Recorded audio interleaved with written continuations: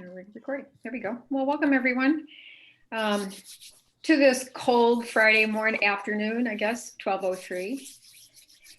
How's everyone doing?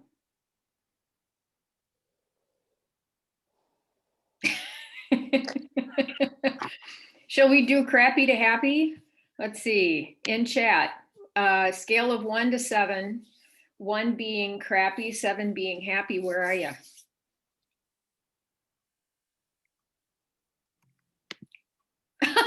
Oh, Greta. Oh, this is promising. Good. Oh, Sarah. Sarah. Oh, Yuji, I'm sorry. Becca. Yeah. So Becca, so you're right in the middle somewhere, huh? Carly. Welcome back, Carly. Great to see you. Anna. Good. How am I doing? I guess I'm doing about, I'll do a 5.5 relative scale. Yeah. Good. Yeah. So Well, I have something like that has kind of been bugging me a little bit. Not really bugging me. It's more of a confession. So when the district I was in prior to this didn't really have a home visiting program. Like it was available upon request, but they didn't really advertise it much. Same thing in my current district in Northfield. We have a line in our catalog that says consultation, coaching, whatever. So I have very limited home visiting experience. And I've done just a couple, sometimes parents just need a little help for a couple of weeks or a couple of months or whatever. But I'm getting a family that was referred to me from public health. I'm sorry, ECSE, special ed. And it's a very high risk family and just a lot of needs and a lot of chaos. And so admittedly, I'm not looking forward. This is just a lot. How do I say? And I don't need to go into the home. Right now, obviously with COVID, it's all Zoom. And I've met with mom once and it's just a really frustrating exercise because what we talk about, she forgets to the next week.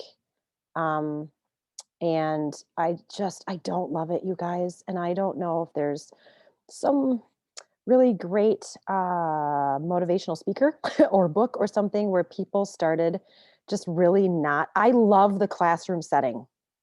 My undergrad was K-8. I love being in a classroom. And so the one-on-one, I, I, I I don't know. I just basically I don't love the intensive coaching with really needy families.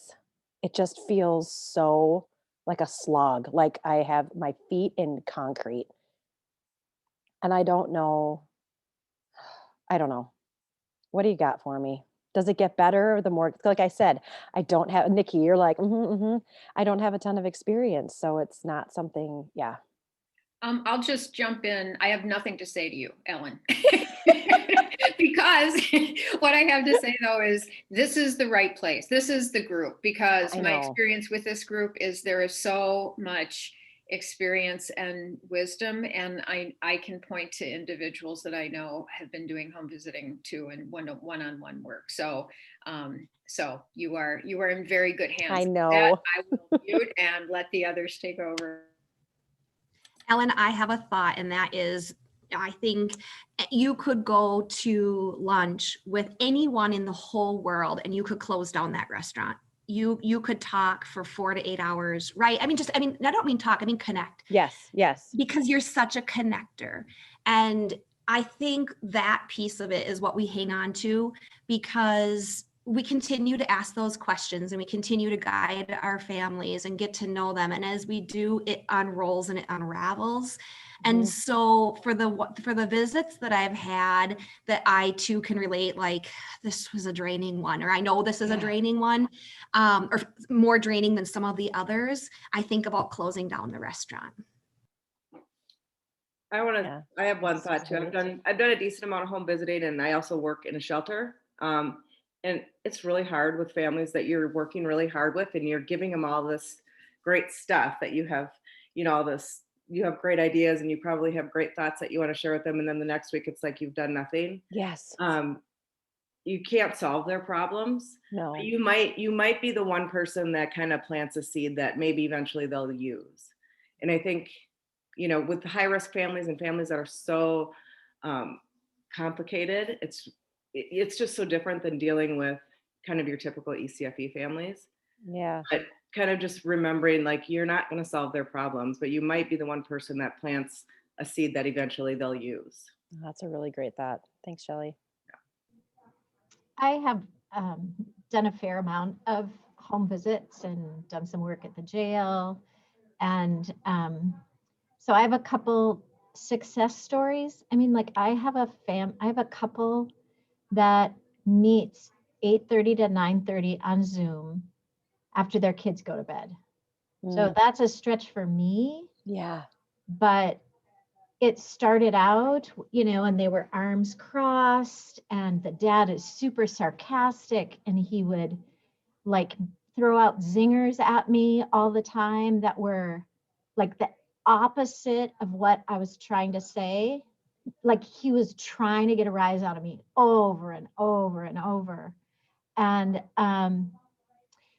I just kept showing up.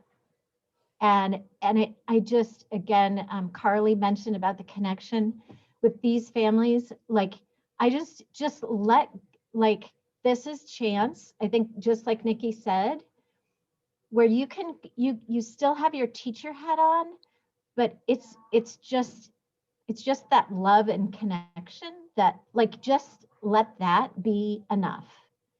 And, I have the hardest family I've worked with, and I've been in education over 30 years now, which is scary to think of. But this is the first family I've ever worked with where they actually have said they don't like their child. Like my people in jail, I've had all of these others, everybody loved their kids. This mom has said, I mean, like the first class, she's like spitting snooze in a cup. She's swearing up and like, she's like, she's a hard person for me to like, because I don't understand how you can't love your child. It doesn't compute. But I tell you, like, we keep trying, I send videos.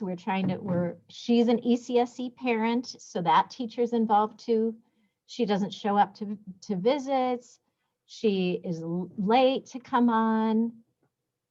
But the other day, she got texted by the ECSE teacher, never responded, didn't respond to email. I texted her and I got a yeah. It was 3 letters. But she said she would be there at 1 for the Zoom call.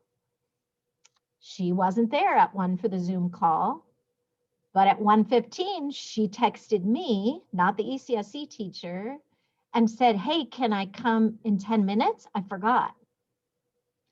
And I'm like calling the other, because we had, canceled the Zoom call and stuff,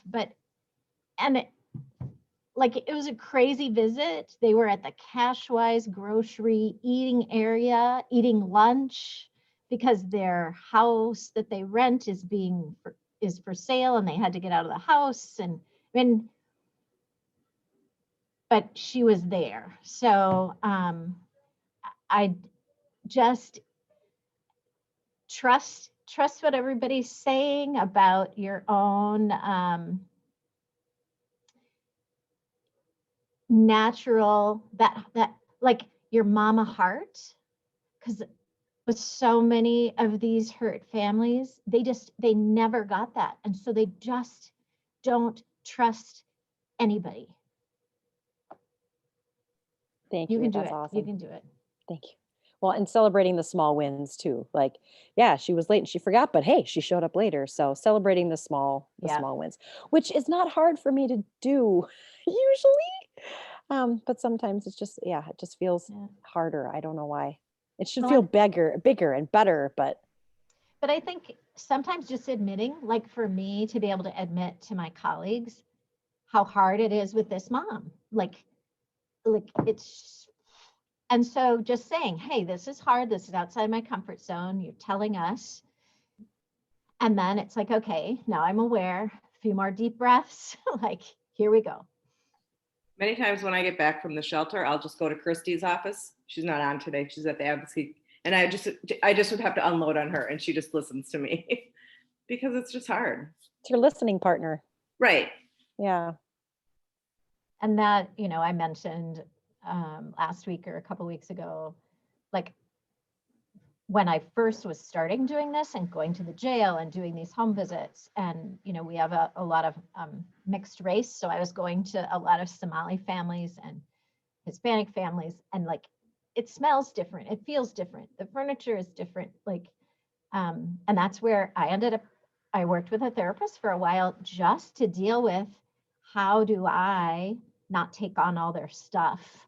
And sometimes it's like literally going home and changing clothes and taking a shower. Yeah, and that's the special ed families, the special ed teachers tell me that, well, these kids have been taken away 3 times because of cleanliness and the home issues.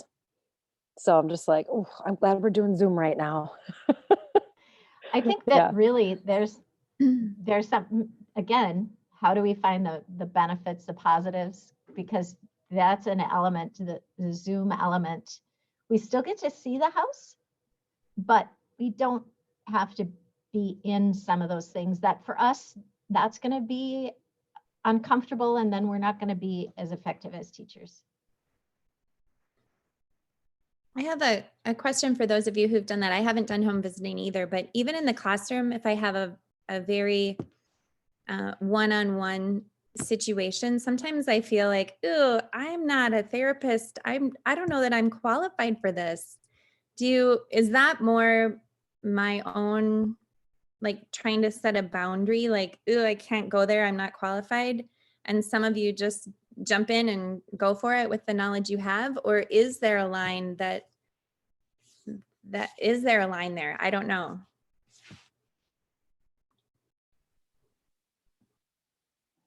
I think there's definitely a line there.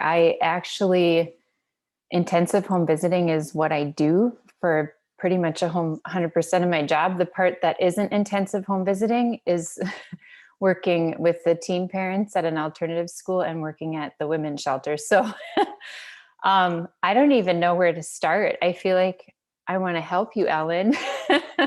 But yeah, that therapy question. So in our district, we're fortunate that you don't do the intensive home visits unless you have the infant mental health or early childhood mental health training and endorsement. So they do spend time on that and training, like, what is that line when you're not a therapist? And we even have someone who is a licensed therapist, but is also a licensed parent educator. And because she's not working as a therapist, she has to know that line of not to cross. So it's probably even harder for her too.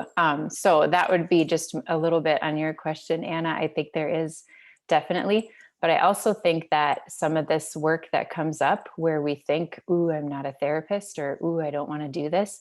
It's really important to notice like what happens in us, because that can tell you a lot. And that's why that reflection part is important when you have a place to go or a person to go to talk about the work. I love everything everyone has been saying so far. Yes, amen, and high five.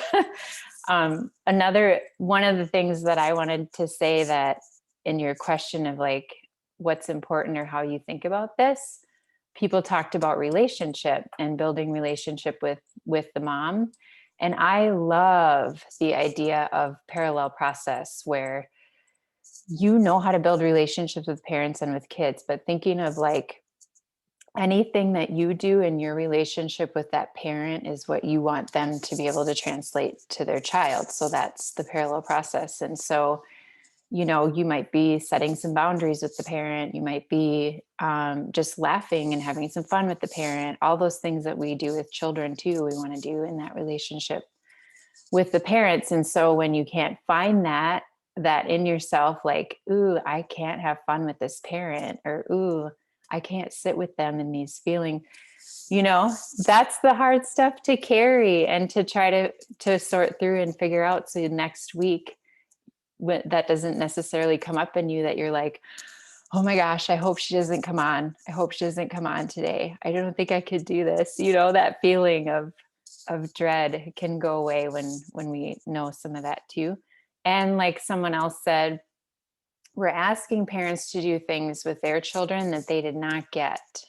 So that's a way that they can get it and experience it through their relationship with you, which is really powerful, because they may not have experienced that before. It's like you're showing them something totally different, and then they're going to test you, right? And then go, oh, wow, you're still here. That's really different. Usually people leave when I do that, So just your relationship with the parent is so powerful. Even if you show up every week and, the education type things that you didn't seem to sink in or change, like that relationship is like, how could anything be more important than that? And you know how to do that, Ellen. It's just harder with this family, I think.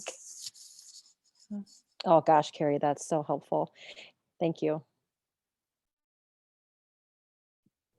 I'll just throw in to Anna's question. I'm remembering a couple weeks ago, we were talking about sort of that balance of the individual parent within the group, right? And the thing as educators kind of holding in our thoughts, that, and for me, I'm thinking that line of how long do you focus on the individual parent while you're thinking about the needs of everyone else who is sitting there? And, this group was lovely in stepping back and thinking, again, our expertise in artistry, how are we so skilled at understanding the needs of this individual that we can translate it into it being an issue that the larger group would benefit from? Because at a certain point, the group is benefiting from watching, the support to the individual parent, resources, listening, all the good stuff that, we can do. But at a certain point, they may grow tired of that, and they may begin to feel like, well, my needs aren't being met. And if this parent is so needy, why isn't the educator like pulling some closure to this and addressing it separately, because we've done that too. But what I especially appreciate is that ability that we all have to keep that individual in mind, keep the group in mind, and find that intersection. And the intersection we talked about a few weeks ago was this idea of resilience, starting with an individual parent and talking about grief and the loss of a parent and helping an individual child, and then pulling that back to resilience. And so, Anna, I would just say that it is very, very challenging in knowing kind of where that line is. But I think that part of that too is our own ability to pull it into being an issue that the wider group. And so is the wider group then turning out to support the individual parent? And I think we know that, right? Because parents may step up and they want to volunteer and they want to talk, and then it becomes sort of group support for that individual parent. Or is it our need to pull it back to be a topic interest that everybody can participate and benefit from? Well, Anna, when I've had families who have started really like digging into some deeper stuff, I always try to say, and how do you feel like that has affected your relationship with your kids, or how do your kids respond to that? I just, even if the connection isn't really there, if they start going down this rabbit hole of stuff, I'm just like, whoa. I always ask a question about their child to bring it back. And if that continues, sometimes the relationship is there and they just want to dump because they feel like, oh, look at, you're a safe person, I'm going to dump all my cares on you. If that happens 2 or 3 times, then I will gather up my favorite cards for therapists and whatnots and other resources, and say, hey, you've been bringing this up a couple times, and I just feel like I'm not, this isn't my like wheelhouse, this isn't my area of expertise. So, but here are a couple of my favorite people who would be really great at helping you with this. and sometimes, and I just hand it to them. I don't say, I'm just like, check this out. And, sometimes these people would be much better at helping you with this thing with your parent or your partner or, whatever. Um, so if I'm totally okay being like, yep, not my jam, but I guarantee you could find someone who could do better than me.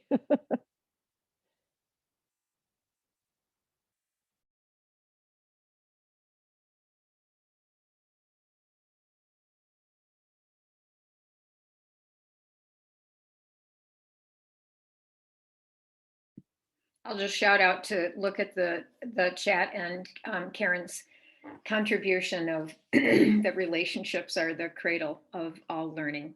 That's beautiful, Karen. Is that yours? Oh, no. No. But do I use it all the time? Absolutely. Do I do pictures of the families and them together and they really? Absolutely. But no, I don't own it.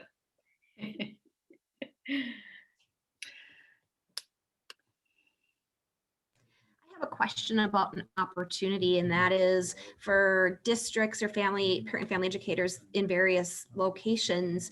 Are your screening departments, are those relationships established in your district so that, for example, when the parents fill out the ASQSE and the score is above the cutoff score, is that an opportunity that the screeners are then referring them to you for one-on-one connection and consultation, one-on-one visits? Or is it something that has not yet been explored, or are some districts, perhaps I'll even use the word, dismissing that as an opportunity?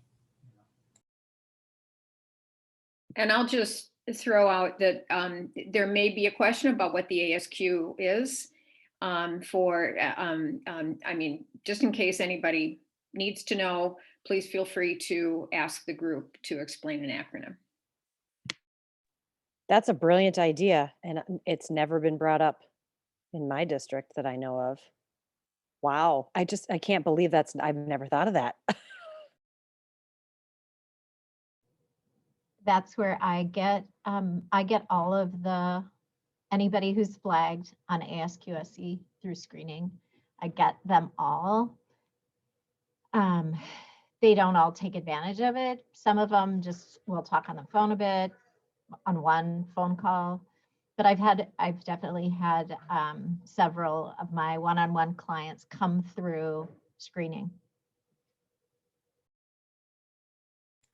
I will say me too, and that is, I think, a huge area for us. We've got more than one visitor who is taking some of those on, and it makes me wonder, like when parent and family educators are saying that they're not visiting one-on-one, if it's an area that is maybe yet to be tapped.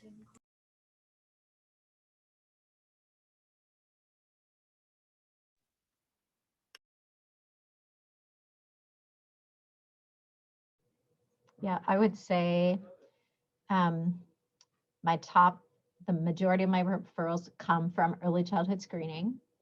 And then the next is probably some sort of relationship with either the courts or social services.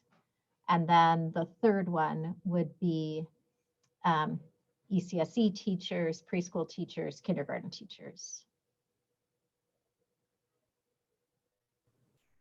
Has anyone done specific training on home visiting? I was talking to a public health nurse in our county who just has gone through a really extensive training on home visiting. I think out of Australia, but I'm just curious if anyone's done any training on that. I haven't. I haven't, other than, just like a day-long workshop. I know there was one, and I think it was by the Minnesota Association for Child Mental Health a couple years ago. We used to have state trainings with that, and those are long past us, but I remember attending those.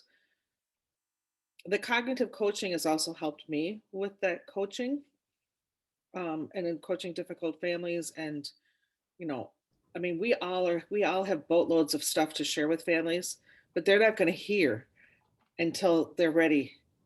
And so, as you have mentioned before, planting seeds is really the piece, the goal there. What am I putting in the chat? Remind me, what am I putting in the chat? The conscious, Oh, Oh.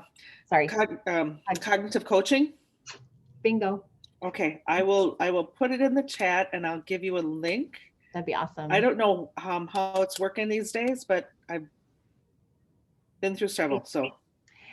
We've been doing some of the work of putting the resources that you put in chat into documents. And so anything that you guys have is awesome. We'll just throw them into a document. So yay. Thank you. Yeah, Yeah, and before that's we awesome. leave today, I'm going to turn the floor over to Greta and to Yuji so that they can share the wonderful work that they've been doing. And so, you know, how to access the wonderful resources and all of that. So, Karen, I was just about to type, you know, Arlene Skolnick has that whole thing about the gardener and the carpenter, and that we use for parenting. But as you're talking, I'm thinking as parenting educators too, you know, like seeing ourselves as carpenters or as gardeners, and coming back to that idea of planting seeds and nurturing seeds, and thinking about more of the environment, you know, for parent learning and parent growth and development and all of that, you know, rather than always kind of just that structure of how are we doing this and what are we teaching and everything. So. Yeah, there's an old poem, if I can find it, I'll send it out, but it's one that really helped me ground myself because I had so many solutions to problems, right? And that's not what this is about. I mean, yes, quick fixes are great, but it's really going into that depth of that, of what do they need? They're in charge of that, what, you know, their stuff. You know, we kind of figure out, do they want lots? Do they want little? Yada, yada. But anyway, it's a great poem. And it just reminds me that we plant these seeds, but we might not be around when they sprout. We could be gone. And we have to not hold on to, I need to make this successful. It's not about us. It's not, it's their journey. It's their stuff. And so if I can find it, I'll put it in the link or put it in the file as a file. So.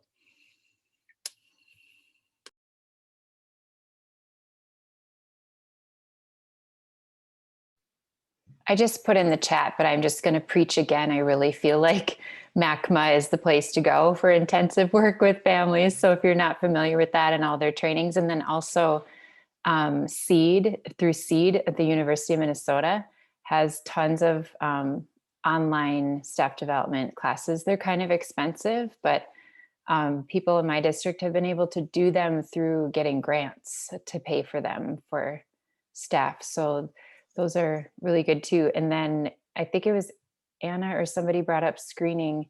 And in our district, we do have our early childhood, what's her title? She's a therapist, but she's like a triage therapist or something like that for the district, but she's on site during screening and she is doing other work, but doesn't take appointments during that time because they pull her if any parent has concerns on that ASQ, and then she does refer them to ECFE and is super familiar with our programs or for home visiting too. So that's just kind of how it was run in St. Cloud.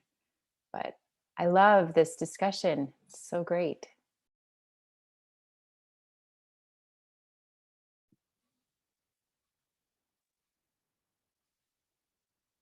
How many of you, let me just ask this, because my head is all in educator preparation on obviously working at the U, but also kind of in a wider level. And I've been having conversations at national levels and somewhat international levels just about educator preparation and professional preparation and standards of practice and things like that. So, but this conversation is bringing up, and so remember, I'm not from Minnesota originally. And so I'm curious about home visiting from in your work. And so at the U, we don't do much to prepare parenting educators to do home visiting. I mean, we just don't, we haven't as long as I've been there. But certainly we're open if if there's educators that want to focus any of their curriculum development or teaching methods or evaluation or whatever around a home visiting setting. So it's not off the table. It just isn't an explicit thing. And then for individuals that have wanted to have student teaching in a home visiting setting, that's also been accommodated. So, but I'm more curious about sort of finding yourselves in a professional capacity in your work to do home visiting and not feeling trained for it or prepared for it. Like, has that occurred? And that might be what this conversation is coming from. And how have you been supported to feel more comfortable in doing home visiting? I can speak from my experience. One thing that comes to mind is I did connect with a special ed teacher and went with them a couple times first into that environment. And that was very helpful. Not feeling ready and prepared, that helped me see, oh, okay. And then that was a nice little launching point, not only because the relationship was built a little bit more, but also I watched and watched. So that's one technique, one idea. Greta, was it an expectation of your work to do home visiting? My current district is very similar to how Ellen started the conversation. It's kind of the byline, or it's a little paragraph in the brochure. We don't have a lot set up. We don't have one single home visitor. I came in though, coming from a different district that did have more, and I wanted to do them. Okay. And so I said, let me, remember I'm here. So that's my experience. So is that the general sense of the districts? Is that some do have dedicated home visiting and then others kind of don't? Or it's size of district. I just feel like what I hear is the size of the district really helps or hinders. I think I could be wrong on this, but. Yeah, I would agree. And I think, I'm in Wilmer, but they've chosen to have me full time. And so to be able, that allows me time to prep. It allows me that flexibility that I can do a visit at 8:30 at night. And,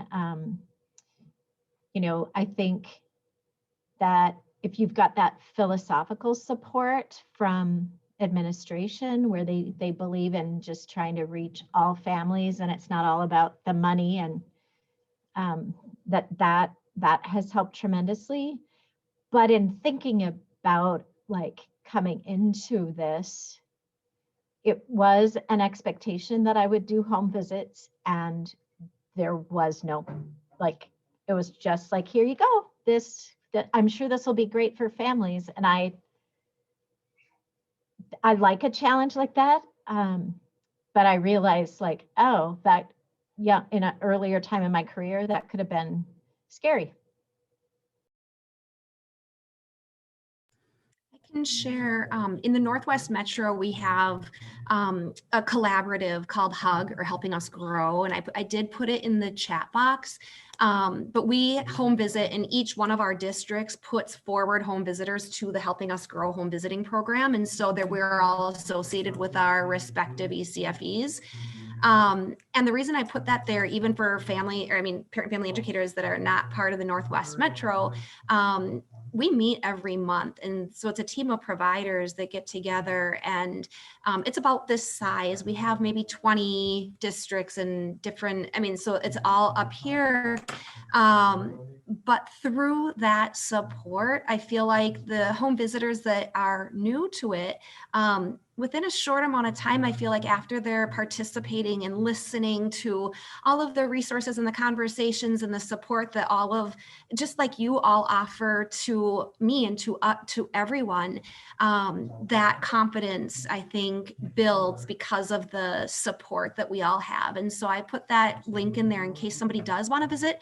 because we're all virtual right now, which is, I think, part of the gift or the silver lining is that perhaps being able to join some of those meetings that you wouldn't otherwise be able to connect to. And for our district, I'll comment that it's a pretty big part of what we do. It's maybe a third of my role. And it's all the way, it's that prenatal through the third grade alignment piece. But HUG is specific to prenatal through age 3. So it's those younger kiddos, like the ECFE, young ECFE population.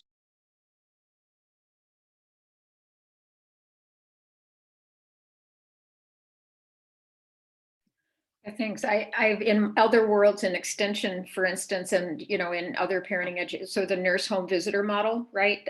The David Old stuff is one that has been out there for 30 years. It's very well tested. It's very evidence based, and if you go to I think it's like the Department of Health and Human Services, and they have these different models to select from for programming. The home visiting model always comes up.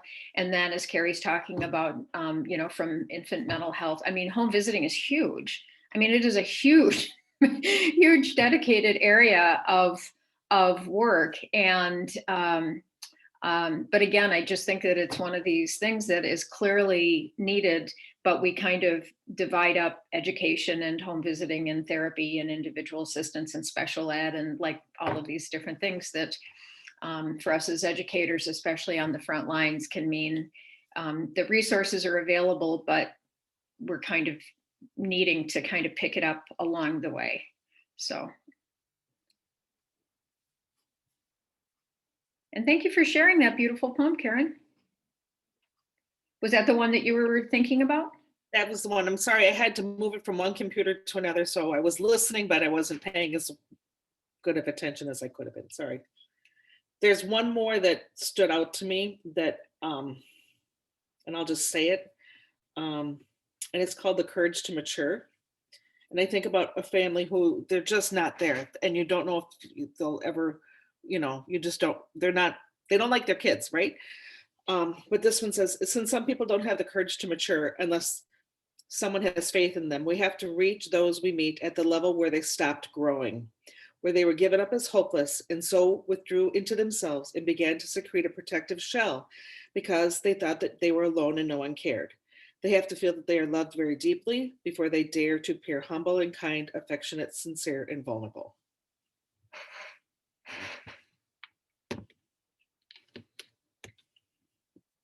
That's that.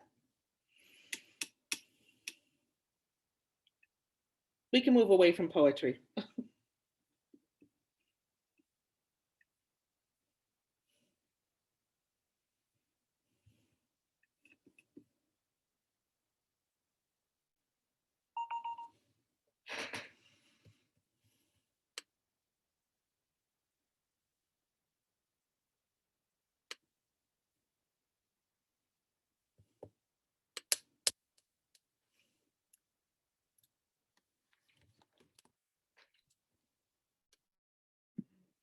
And let me just throw out there too, as I'm so incredibly impressed by you all, is and I wanted to pull out what Karen just said, meet at the level they stop growing. That pulls to a point. I mean, Lorraine, when you were talking earlier, my eyes teared up because you got to a level talking about working with families that truly was so compassionate to where they came from.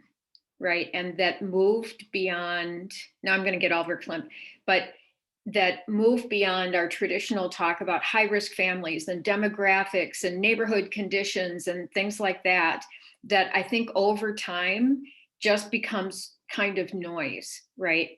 To a true understanding of that individual.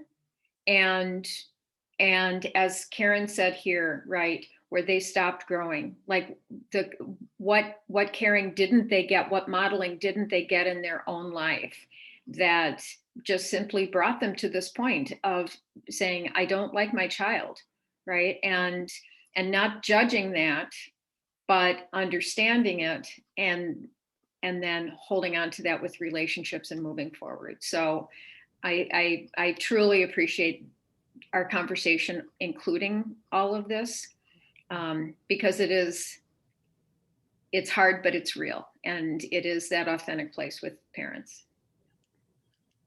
I think that's one area that I had to work on really hard, was to realize that I'm bringing in, okay, what do I believe about discipline? What do I teach about discipline?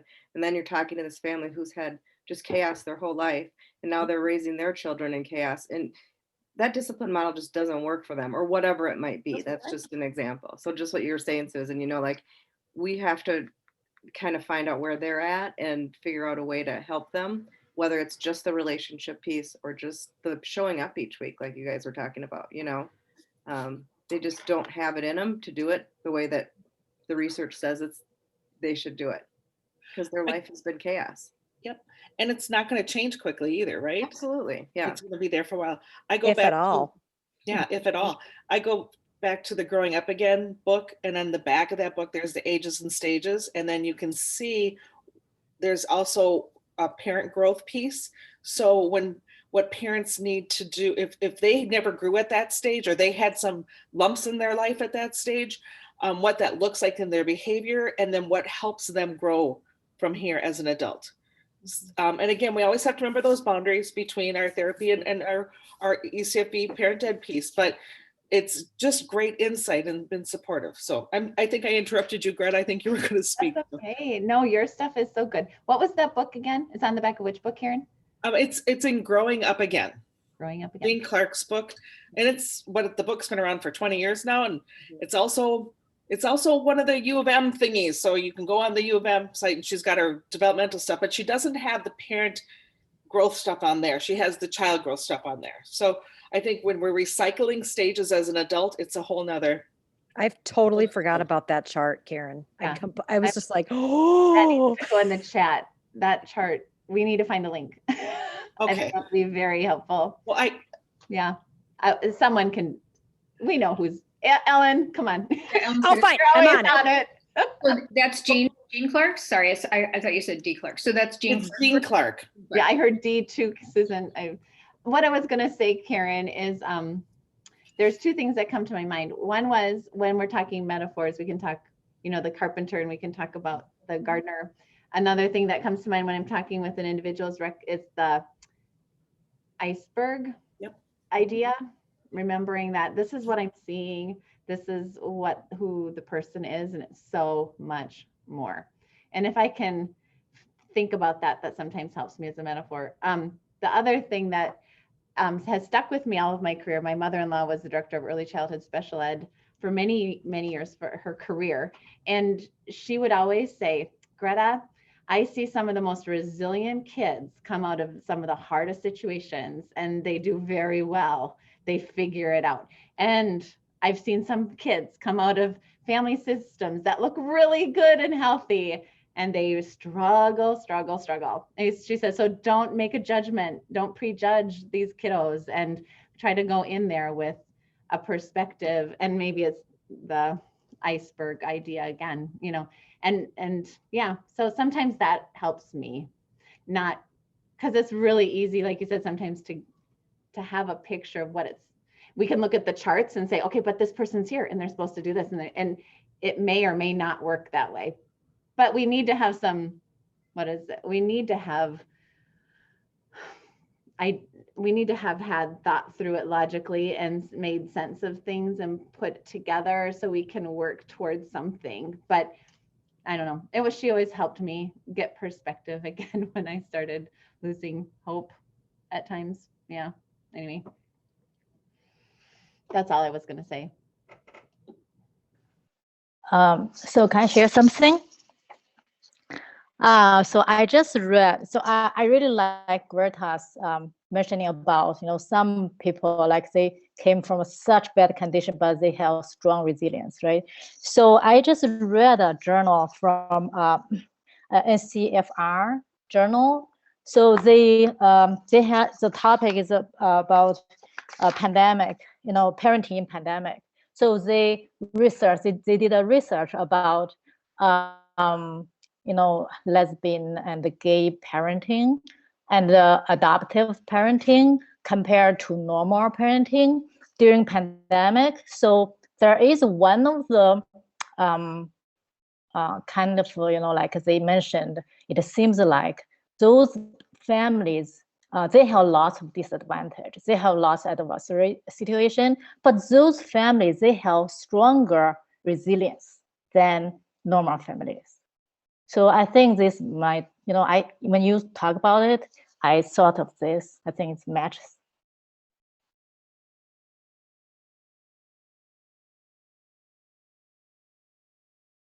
Thanks, Yuji.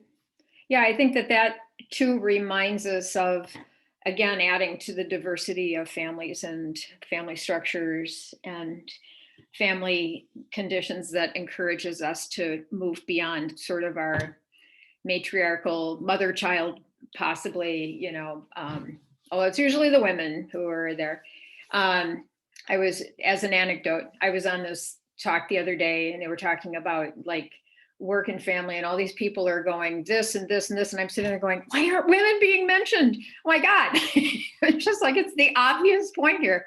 But anyway, so yeah, I appreciate that. It does. And I'm glad that there are researchers that are, that kind of pushing our traditional ideas about family to say, well, let's look at because we certainly know that by looking at, say, fathers, or looking at parents of color, or looking at parents of sexual orientation, that we're adding on another layer of challenge and discrimination and marginalization that every day invades their operations, right? And their ways of thinking. So that kind of privilege that we might have by our skin color, or by our gender orientation, or where we happen to live, or whatever, sometimes it's easy for us to forget, about these other conditions.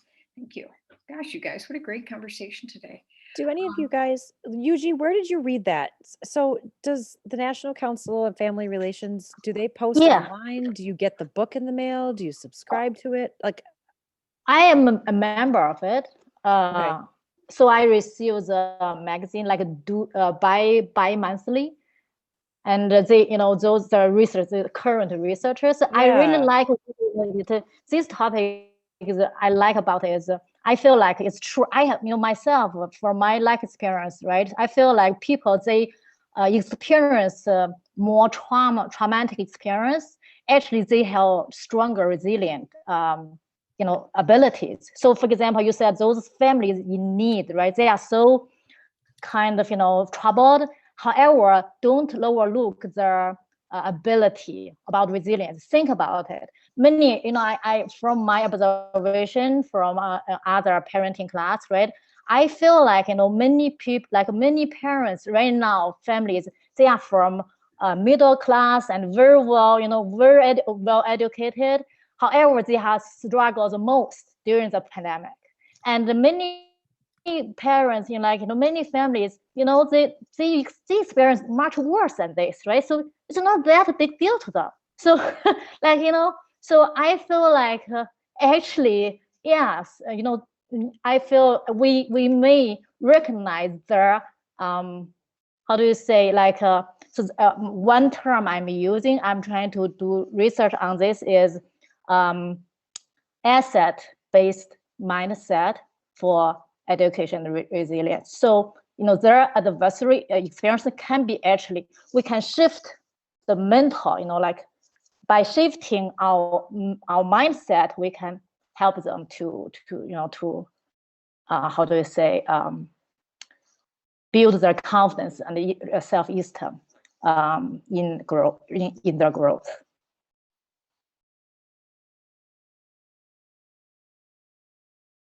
Thank you for that. I was just looking at the link Karen just offered from 2003 at the University of Maine Cooperative Extension Service. Hopefully, that's what I used to do. While we're here, and because I know we're going to get close to 1, and some of you are going to have to peel off to other things, including Greta, because you're going off to the thing from Menafee and advocacy. So I want to make sure that you guys get a chance. So first of all, props to Greta and to Yuji, who is stepping up after our conversation last week about what to do with all the wonderful resources that show up in chat. And they just both stepped up immediately and said, let me take care of it for you. So I uploaded the chats to our chat text going back to May 8th. So there were like 25, 27 of them. And they worked themselves into a system on how those resources would be documented in a way that would protect the privacy of members and who would join us, and then also any of our extraneous comments about I hate my administrator. No, I'm kidding. And so with that, let me turn it over to Greta and Yuji to share what they've done and how we can continue to get to the resources and volunteer to help. Yuji, do you want to talk? Or Oh, you first. Okay. Well, Susan, your English is much better than mine. Okay. Well, no, your English is beautiful. Actually, Susan, can you pull up can you share the folder? That would be helpful. That'd be awesome. Your mic. I'll go get it while you talk. Okay. So you are a part of the Perfect Connection. So then you have access to the Perfect Connections shared folder. And in the Perfect Connections shared folder, there are, what we've done is we've just made a document that's a template. And from that template, each week we copy the template and then add the links and shared things, sometimes poems, sometimes quotes, those sorts of things in there. And for the 2020 piece of all of these, we just made by month. So if you remember back something in May, you might say, or maybe May or April, June, not April, but oh yeah, May on. I'm getting ahead of myself. So in those, they have the weeks that we met. But now going forward in 2021, we are doing them week to week to week. So we just thought it would be easier. And so you can go on and access. We did it with the intention that people were going to listen to these on YouTube first and then go, oh, there was that quote, but we can't see it because the chat's not there. And then they can link over to this document that has the resources that we did list. So there it is. And I think we're done. Yuji, are we done? I'm not sure. I mean, last time I saw I know May to August was done, and yeah, and so I did September through December. So good. All up to date. They're done. There you go. It was a little easier because when we first started, I think we just did a lot of talking and there weren't as many links. So, but now there's a lot more links, which is really going to be helpful, I think, going forward for people. So thank you everybody for being contributors. So we think we're going to ask if you are interested in wanting to be an editor, instead of just opening up to everybody every week. I think what we might do is ask if you would let us know if you would be interested. I think we'll have maybe a team of 4 or 5, and then we'll create a schedule of some sort, like every other week or whatever it might look like. Well, I think that's the best way to go, just because you know how it is. I think, Ellen, you had this happen. You put something out there and it's all these wonderful folders with stuff in it, and then someone like grabs it and it disappeared. Or you have a template and somebody modifies it, forgetting that they needed to copy and rename it, and then it's gone and you have to redo it. So things like that can happen. So I think we're just going to work with a group of 4 or 5. So if you're interested, I loved going back. You guys, we have done some really good stuff. So if you get bored and have nothing to do, go back and watch them. They are really good and inspiring. So anyway, that's, I think, all I have. Yuji, what did I miss? I don't think you missed anything, Greta. Perfect. Oh. All right, Susan, anything else you wanted people to know before we move over to this? I have to leave, I guess. No, again, just my undying thanks. Everybody find your reaction little button and give our colleagues an applause. And oh, yeah, that feels good. Thank you. So much. It takes a village to raise perfect connections. Well, Um, well, and one of the things I said, we said at one time, maybe we should just open up to everybody. I said, well, but maybe there's those who feel more connected by doing something behind the scenes, right? Or versus, up front and feeling comfortable just chatting. Although I think being a parent educator puts you in the position you're all probably really very, very comfortable. But I just was thinking another way to add to the community, like you said, Susan. Yep. Yeah, any thoughts, additional responses, anything else about the resource sharing? Are you feeling comfortable with this as a community with what kind of has been created? Yeah. Okay. Well, let us know if there's something else, or let Susan know, because Susan, and she'll let us know. Sounds good.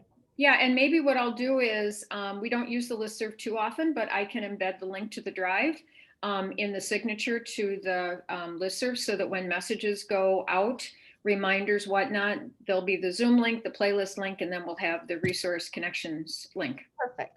Yeah. Great. Okay. Well, All great. right. Bye, everybody. Thank you again, Greta. You guys are the best.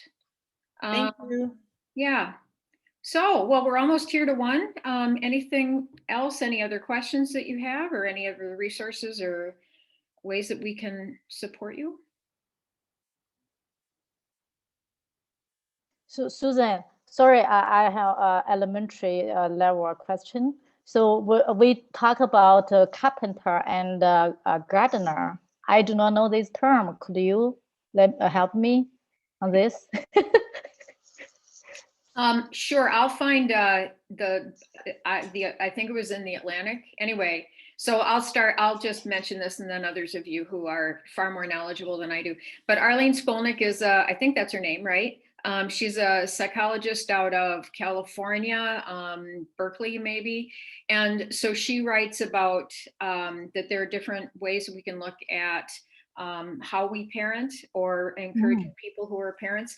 And one is that the carpenter is that sort of like that you are building your child and you are developing them and nurturing and shaping them and that sort of thing. Almost like that you're an architect and that there's a plan and a blueprint and you are following that.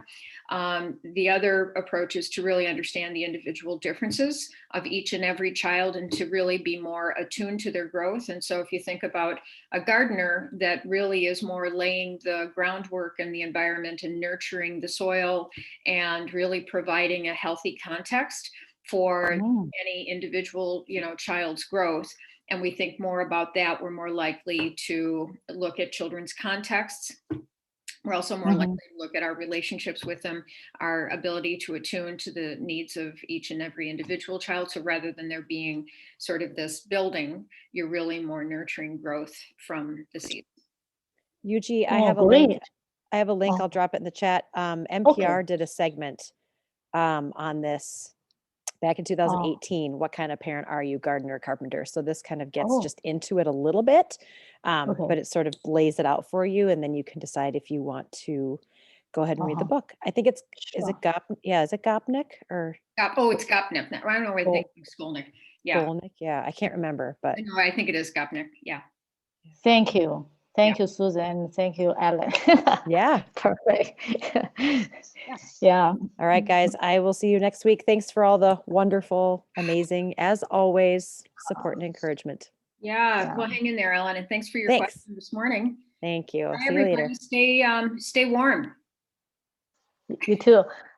So Susan, now my happy level is raised up. I'm sorry. My happy level, you asked us to scale our happy level. Now my level raised up. Oh, good. Thank you so much. Yeah, Good. thank That's you. what this group A good weekend. You too. Bye. Take good care of yourself. Okay. Thank you. Bye.